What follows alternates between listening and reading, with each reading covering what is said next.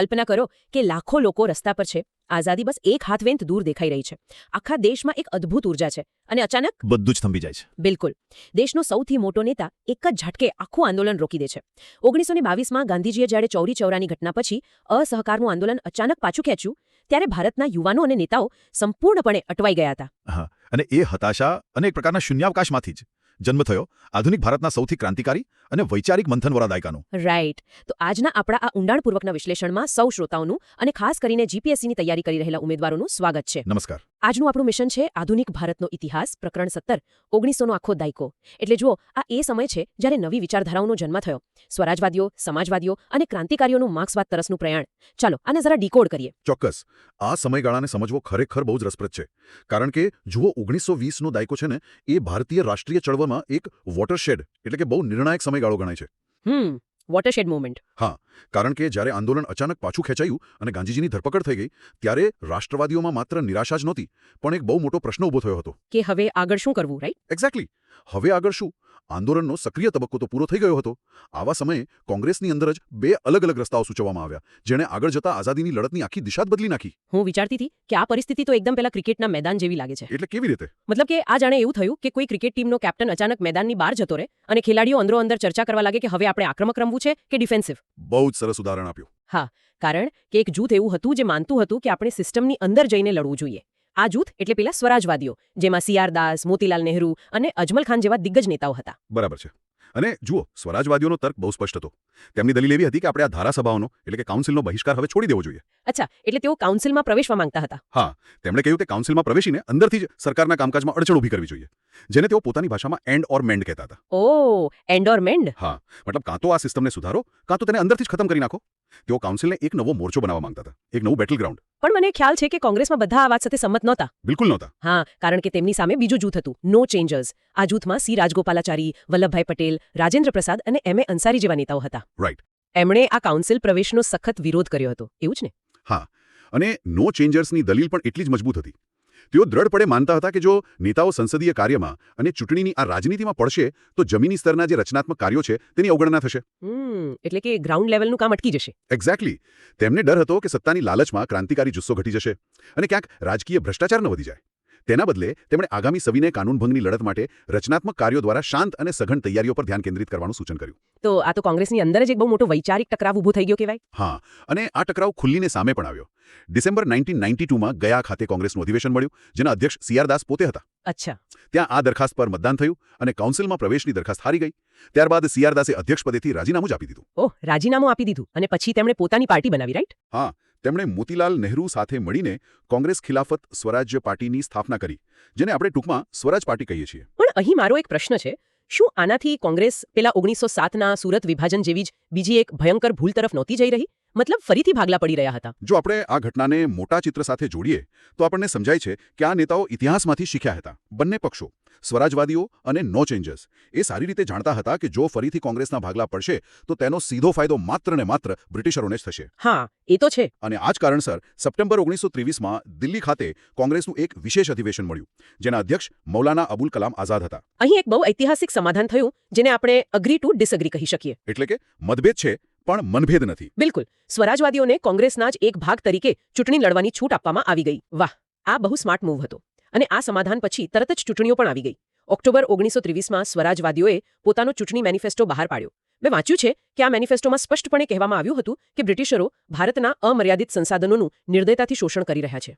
હા, અને એમ પણ કહ્યું કે ભારતનો વહીવટ માત્ર બ્રિટિશ હિતો માટે થઈ રહ્યો છે. રાઈટ. પણ મને એ જાણવામાં રસ છે કે ગાંધીજીનું આ વિશે શું વલણ હતું? જ્યારે તેઓ 1924માં ખરાબ સ્વાસ્થ્યને કારણે જેલમાંથી બહાર આવ્યા, ત્યારે શું તેમણે આ કાઉન્સિલ પ્રવેશને સ્વીકારી લીધો હતો? શરૂઆતમાં ગાંધીજી કાઉન્સિલ પ્રવેશની બિલકુલ વિરુદ્ધ હતા. અચ્છા. હા, તેઓ દ્રઢપણે માનતા હતા કે કાઉન્સિલની રાજનીતિ મૂળ આંદોલનથી લોકોનું ધ્યાન ભટકાવશે. પરંતુ જુઓ, જ્યારે તેઓ જેલમાંથી બહાર આવ્યા ત્યારે પરિસ્થિતિ આખી બદલાઈ ચૂકી હતી. એટલે સ્વરાજવાદીઓ પાવરફુલ થઈ ગયા હતા? બિલકુલ. સ્વરાજવાદીઓ ચૂંટણીમાં ઉતરી ચૂક્યા હતા અને નવેમ્બર 1923ની ચૂંટણીઓમાં તેમણે બહુ મોટી સફળતા મેળવી હતી. 141 ચૂંટાયેલી બેઠકોમાંથી 42 બેઠકો સ્વરાજવાદીઓએ જીતી લીધી હતી. મધ્ય પ્રાંતમાં તો તેમને સ્પષ્ટ બહુમતી મળી હતી અને બંગાળમાં તેઓ સૌથી મોટા પક્ષ તરીકે ઉભર્યા હતા. ઓહ વાહ, 42 બેઠકો એટલે ઘણું સારું કહેવાય. હા, અને સરકાર પણ સ્વરાજવાદીઓના આકરા વિરોધથી કંટાળીને તેમની સામે કડક પગલાં લઈ રહી હતી. આ બધું જોઈને ગાંધીજીને લાગ્યું કે જો અત્યારે હું સ્વરાજવાદીઓનો વિરોધ કરીશ તો સરકારને જ ફાયદો થશે. રાઈટ, અંદરો અંદર લડવાનો કોઈ અર્થ નહોતો. એક્ઝેક્ટલી. તેથી 1924ના બેલગામ અધિવેશનમાં જ્યાં ગાંધીજી પોતે અધ્યક્ષ હતા તેમણે આ સમાધાનને સત્તાવાર મંજૂરી આપી દીધી. તો કાઉન્સિલની અંદર પહોંચ્યા પછી સ્વરાજવાદીઓએ ખરેખર શું કર્યું? શું તેઓ પેલું એન્ડ ઓર મેન્ડનું વચન પાળી શક્યા ખરા? કાઉન્સિલની અંદર તેમની કામગીરી ખરેખર પ્રશંસનીય હતી. તેમણે બીજા પક્ષો સાથે ગઠબંધન બનાવીને સરકારને ઘણી વખત હરાવી. અચ્છા, કઈ રીતે? જેમ કે બજેટની ગ્રાન્ટ્સ નામંજૂર કરાવીને સરકારની નીતિઓનો ખુલ્લેઆમ વિરોધ કર્યો. તેમણે પબ્લિક સેફ્ટી બિલ જેવો કાયદો પણ અટકાવ્યો હતો. તેમણે નાગરિક સ્વતંત્રતા પરના નિયંત્રણો હટાવવાની માંગ કરી અને 1919ના મોન્ટફોર્ટ સુધારાઓની પોલ ખોલી નાખી કે કેવી રીતે આ સુધારાઓ માત્ર એક છળ છે. એટલે તેમણે સિસ્ટમને અંદરથી જ હચમચાવી નાખી. હા, તેમના ભાષણો અખબારોમાં છપાતા જેનાથી દેશભરમાં એક પ્રકારની રાજકીય જાગૃતિ જળવાઈ રહી. પણ આ સફળતા બહુ લાંબો સમય ટકી શકી નહીં, રાઈટ? હા. ધીમે ધીમે સ્વરાજવાદીઓ નબળા પડતા ગયા. મેં ક્યાંક વાંચ્યું છે કે CR દાસનું 1925માં નિધન થયું, જે તેમના માટે બહુ મોટો ફટકો હતો. હા, CR દાસનું નિધન એક બહુ મોટો ટર્નિંગ પોઈન્ટ હતો અને પક્ષની અંદર પણ ભાગલા પડવા લાગ્યા હતા. કેવા પ્રકારના ભાગલા? જો એક તરફ રિસ્પોન્સિવિસ્ટ હતા જેમ કે લાલા લજપતરાય અને મદન મોહન માલવિયા, જેઓ હિન્દુ હિતોના રક્ષણ માટે સરકાર સાથે સહકાર કરવા માંગતા હતા, અને બીજી તરફ નોન રિસ્પોન્સિવિસ્ટ હતા જેમ કે મોતીલાલ નહેરુ. આ બંને વચ્ચે ભારે ટકરાવ શરૂ થયો. અચ્છા, એટલે અંદરો અંદર જ વિવાદ શરૂ થઈ ગયો. હા, આ ઉપરાંત તેમની નિષ્ફળતા પાછળ કેટલાક બહુ ઊંડા સામાજિક અને આર્થિક કારણો પણ હતા જેને સમજવા GPSC મેઇન્સ માટે અત્યંત જરૂરી છે. તો જરા વિસ્તારથી સમજાવો ને. ચોક્કસ. આપણે એ સમજવું પડશે કે સ્વરાજવાદીઓ મોટે ભાગે કયા વર્ગમાંથી આવતા હતા. તેઓ મુખ્યત્વે ઉચ્ચ મધ્યમ વર્ગ અને જમીનદાર પૃષ્ઠભૂમિના હતા. રાઈટ. હવે બંગાળમાં જ્યારે ખેડૂતોના હકો અને જમીનદારોના હિતો વચ્ચે ટકરાવ થયો, ખાસ કરીને બંગાળ ટેનન્સી એક્ટના સુધારા વખતે, ત્યારે સ્વરાજવાદીઓએ જમીનદારોનો પક્ષ લીધો. ઓ, એટલે તેમણે ખેડૂતોને સપોર્ટ ન કર્યો? બિલકુલ નહીં. પરિણામે બંગાળના મુસ્લિમ ખેડૂતો, જેઓ પહેલા તેમની સાથે હતા, તેમનો ટેકો તેમને ગુમાવી દીધો. આ વર્ગ પક્ષપાત તેમની બહુ મોટી મર્યાદા બની ગયો. તેઓ ધારાસભાની અંદરની રાજનીતિને બહારના જન આંદોલન સાથે જોડી ન શક્યા. તો સ્વરાજવાદીઓ સિસ્ટમની અંદર પોતાની આ મર્યાદાઓનો સામનો કરી રહ્યા હતા. હવે બીજી બાજુ જોઈએ, મેદાન પર પેલા નો ચેન્જર શું કરી રહ્યા હતા? તેમણે તો આશ્રમો સ્થાપ્યા, ખાદી અને ચરખાનો પ્રચાર કર્યો, રાષ્ટ્રીય શાળાઓ ખોલી અને અસ્પૃશ્યતા નિવારણ તથા હિન્દુ મુસ્લિમ એકતા માટે કામ કર્યું. બરાબર. પણ મારો અહીં એક સીધો પ્રશ્ન છે. માત્ર ખાદી કાંતવાથી, સ્વચ્છતા રાખવાથી કે આશ્રમ ચલાવવાથી બ્રિટિશ જેવી અત્યંત શક્તિશાળી અને આધુનિક સામ્રાજ્યવાદી સરકાર સામે કેવી રીતે લડી શકાય? બહારથી જોતા તો આ બધું બહુ જ પેસિવ અથવા નિષ્ક્રિય લાગે છે. આ ખૂબ જ વ્યાજબી અને વિશ્લેષણાત્મક પ્રશ્ન છે, અને આ જ કારણ છે કે આપણે આ રચનાત્મક કાર્યોની ક્રિટિક સમીક્ષા એટલે કે ક્રિટિક સમજવી પડે.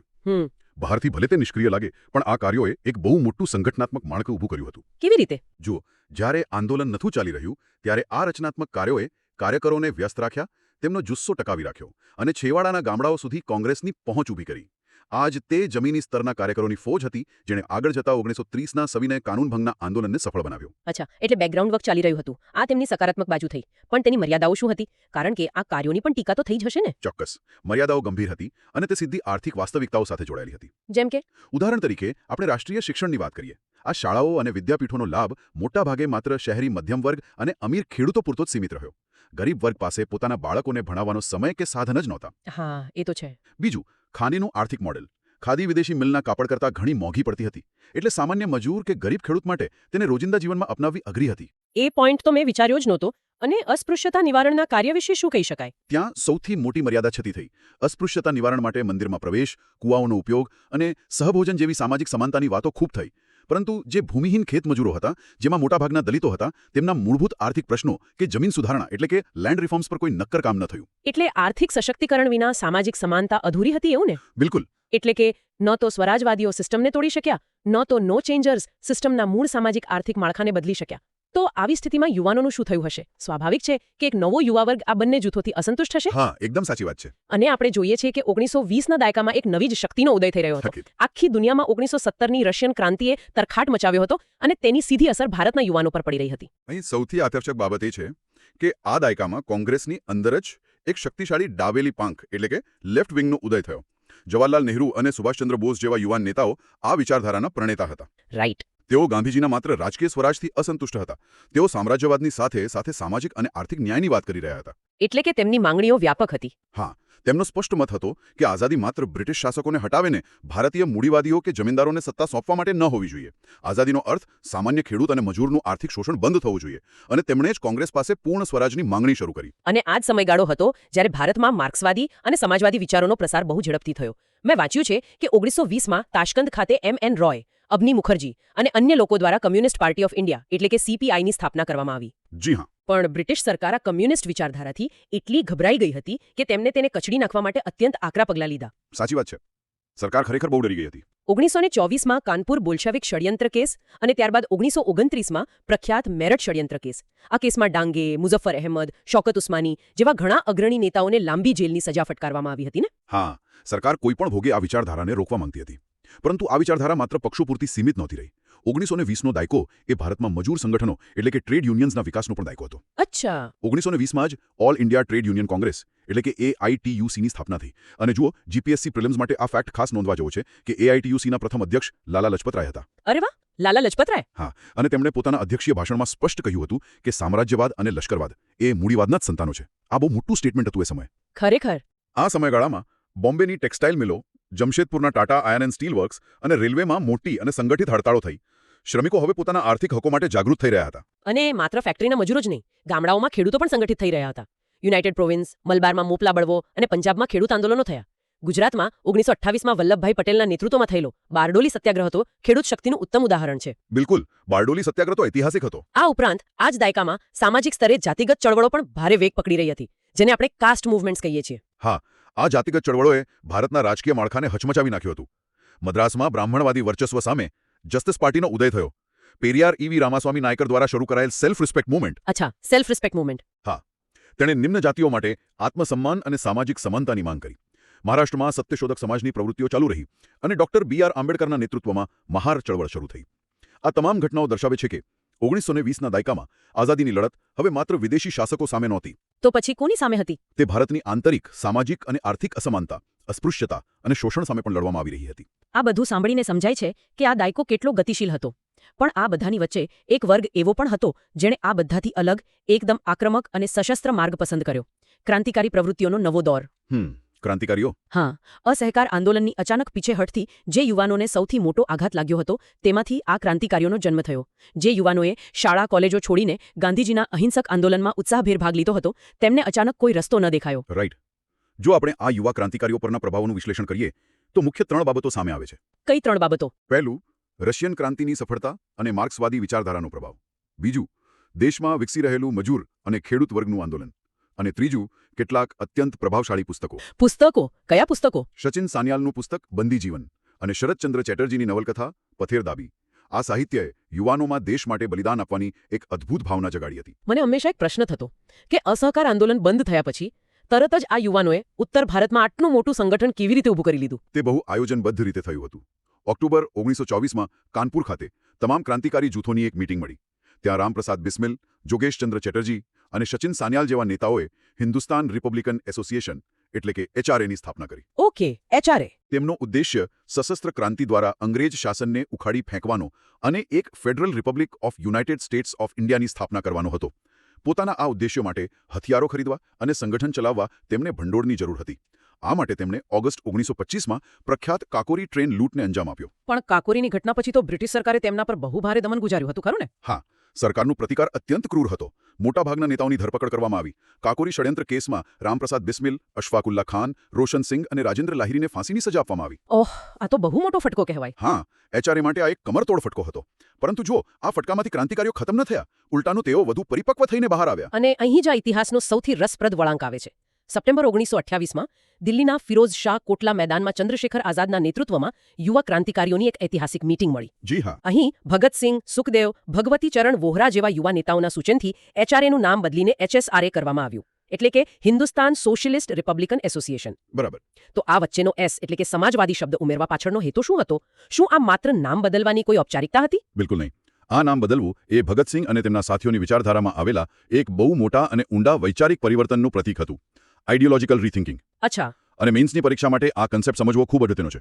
જુઓ, 1920ના દાયકાના અંત સુધીમાં ભગતસિંહ ઘણું બધું વાંચી ચૂક્યા હતા.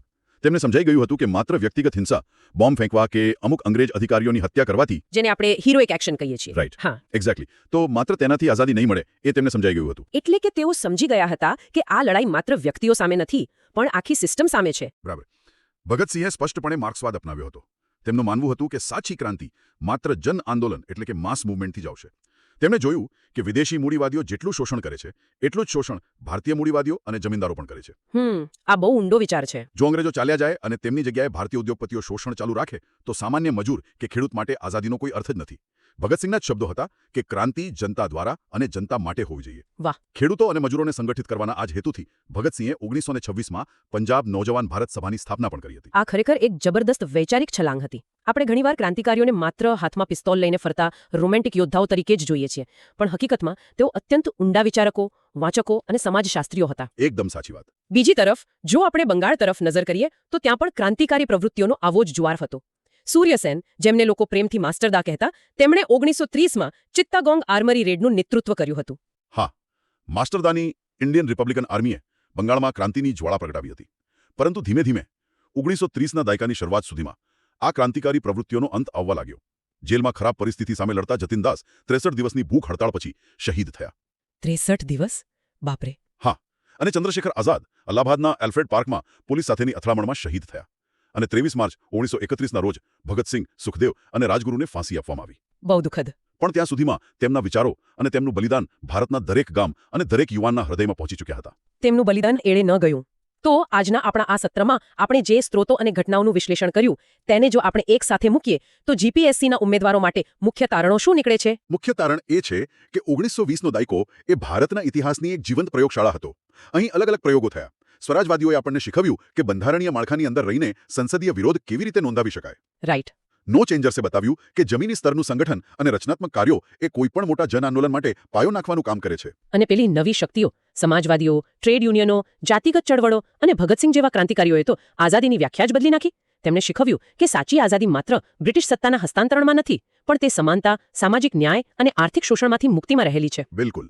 આ તમામ પ્રવાહો ભલે અલગ અલગ દિશામાં વહેતા હોય, ભલે તેમની પદ્ધતિઓ અલગ હોય, પણ અંતે તેઓ એક જ મહાસાગર તરફ જઈ રહ્યા હતા. ભારતની સંપૂર્ણ આઝાદી. હા, આ દાયકાએ 1930ના દાયકાના વધુ વ્યાપક અને પરિપક્વ રાષ્ટ્રીય આંદોલન માટેની વૈચારિક અને સંગઠનાત્મક જમીન તૈયાર કરી દીધી હતી. તો આજના આપણા આ વિશ્લેષણને વિરામ આપતા પહેલા શ્રોતાઓ માટે એક વિચાર પ્રેરક પ્રશ્ન છોડીએ. જરા વિચાર કરો, જો 1920ના દાયકામાં ડાબેરી અને સમાજવાદી વિચારધારાનો આ નવો પ્રવાહ ફૂટ્યો જ ન હોત, જો ભગતસિંહ, નહેરુ કે સુભાષચંદ્ર બોઝે આર્થિક સમાનતા અને મજૂરોના હકોની આટલી સઘન વાત ન કરી હોત, તો શું સ્વતંત્ર ભારતના બંધારણમાં આજે આપણે જે સામાજિક અને આર્થિક ન્યાયના મૂળભૂત અધિકારો અને રાજ્યનીતિના માર્ગદર્શક સિદ્ધાંતો એટલે કે DSP જોઈએ છીએ તે હોત ખરા? શું આપણું બંધારણ ગરીબો અને વંચિતો માટે આટલું સર્વસમાવેશક બની શક્યું હોત? આ ખરેખર બહુ ઊંડાણથી વિચારવા જેવો પ્રશ્ન છે. ઇતિહાસમાં કોઈપણ ઘટના ખાલી શૂન્યાવકાશમાં નથી થતી.